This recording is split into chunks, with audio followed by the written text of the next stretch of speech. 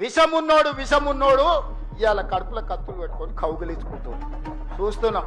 ఆయన ప్రభుత్వం వస్తాడంటే ఈయనకు పదవి ఇస్తాడంట. నీకున్న ప్రతిపక్ష హోదా ఊడగొట్టకపోతే నా పేరు మార్చుకుంటా బిడ్డ కేసీఆర్.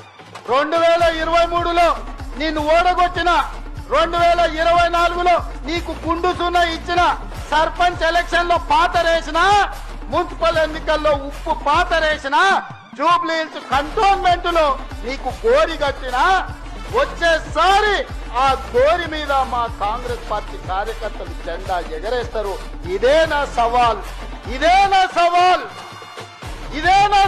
కాంగ్రెస్ పార్టీ కార్యకర్తల తరఫున.